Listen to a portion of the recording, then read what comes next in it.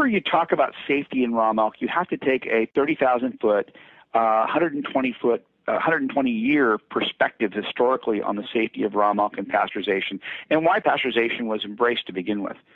And we all acknowledge and realize that some dairies that were feeding distillers' grains in the late 1800s, in the 1870s, 80s, 90s, even in Moscow, New York, Chicago, cows are being brought to the metropolis. They were being brought into the city to follow their masters. They were brought into the city.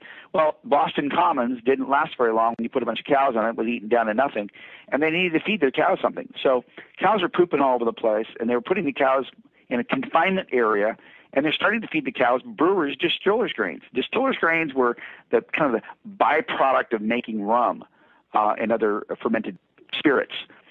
And these cows had never eaten that kind of crap before, and as a result, they became very sick. And the milk they created was a very bad milk. It was almost blue because it didn't have any much butterfat. The protein levels were very low. And you have to remember, there were no flushing toilets at that time. Hand washing was an unknown kind of thing. No stainless steel. No rubber hoses, no cleansers, no hot water. There was no segregation between the good drinking water and the water that would be used to wash the sewer out to the ocean.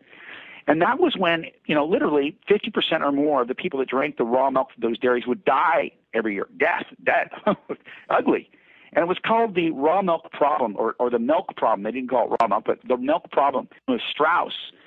Brought in the parboiler, which was early form of boilers from Pasteur in France, and started boiling the milk. And overnight, literally 40% of people didn't die. Overnight, 40% fewer people died. But then they still had problems with the water quality, and it was killing people until the 1920s. But that was kind of the early industrial solution to filthy milk.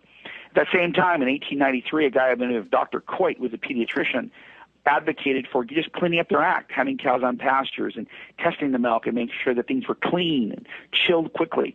And that milk was literally very, very safe and was being recommended for children to consume. And it was recommended by doctors until 1940s and 50s.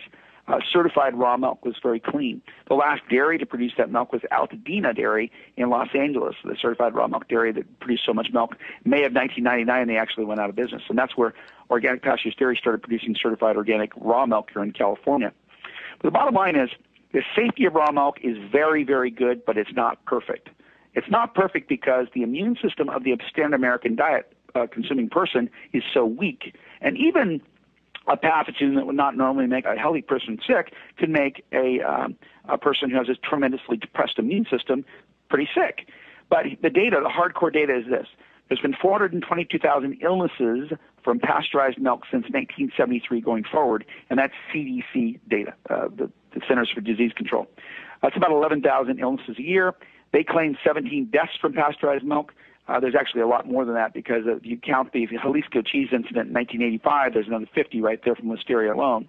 So they've miscounted the deaths. But raw milk has had 1,100 illnesses from 1973 to 2010 with 0 deaths. They did claim that there were 2 deaths from imported Mexican cheese that was illegal, that was brought in by, somebody in a suitcase, and that caused 2 deaths. But that's not American raw milk. So there's been 0 deaths from American raw milk in the last 37 years.